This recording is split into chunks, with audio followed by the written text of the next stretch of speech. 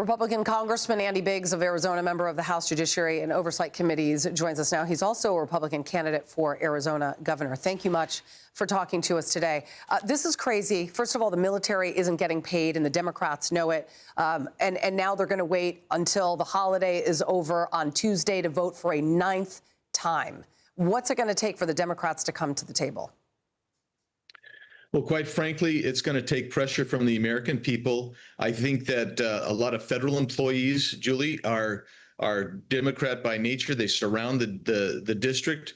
And when they start raising, holy heck, what you're going to see is the Democrats, you're going to see at least 5 or 6 more Democrats come over and help us get across the line in the Senate.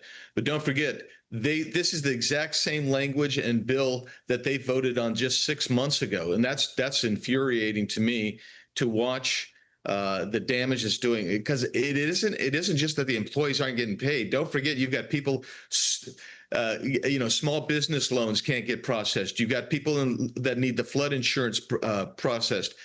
It is hurting Americans, and quite frankly, if they're not responding to that, I'm not quite sure what will get their attention. There's big backlash over Senate Minority Leader Chuck Schumer's comments that I want you to listen to on the ongoing shutdown stalemate.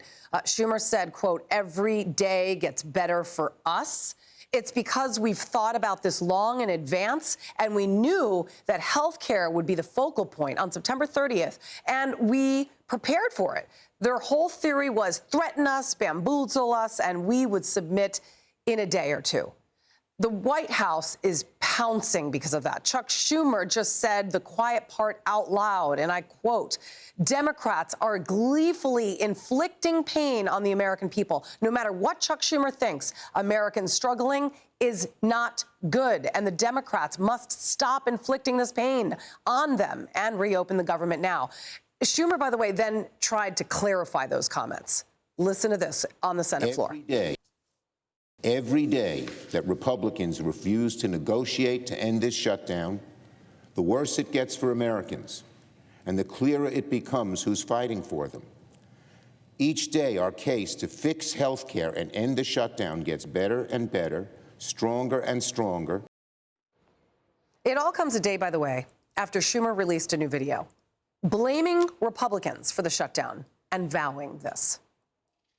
Trump and the Republican Party are hell-bent on taking health care away from 60 million people. It's a disgrace. So Democrats have 3 words for this: no way. Is he kidding? That sounded like a campaign video. Meantime, people are reeling over not having health care. And if Democrats love Obamacare so much, then why wouldn't they take the deal that the Republicans placed in front of them, where they could have at least taken out Obamacare subsidiaries and be able to actually provide health care for those who are reeling right now? They're talking out of both sides of their mouths. Yeah, they are, Julie. And what they're doing is they're using the pain that they themselves are inflicting on the American people, whether it's healthcare or the other stuff that we've just talked about. They want to use that as a leverage for political purposes. Don't make no mistake about this. This isn't for the betterment of American people. What they are doing, Julie, is saying we're going to inflict pain by not passing the CR, and then we're going to use that as leverage for political gain. And that's where they are, and that's such a cynical approach, and it's actually not going to do the American people any good, and I believe it's not going to do, quite frankly, the Democrats any good.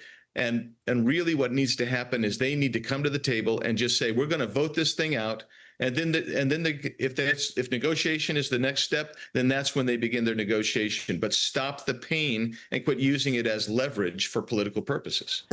Senate Majority Leader John Thune said this prior to the votes. We'll see if Democrats choose to pay American troops or if they once again bow to the Democrats of their far left base, which is telling them to hold out, or their strategists who tell them that they're winning the shutdown. This isn't about winning and losing. You know who's losing? The American people, the federal government workers, and our military. And our military, by the way, 200 of which are going to be sent to Israel to oversee one of the greatest peace deals in American history, in U.S. history, in Middle Eastern history. And you're putting that at risk right now. The Democrats are not thinking of the people. Not at all. Not at all, Julie. They're not. They're locked into this method, this strategy, which is not going to work. And they're putting the. I mean, like you say, they're even putting a great foreign policy victory at risk. What a shame. What a cynical approach. And quite frankly, it's disgusting and should disgust every rational thinking American. Andy Biggs, great to see you as always. We really do appreciate your time. Thank you. Thanks, Julie.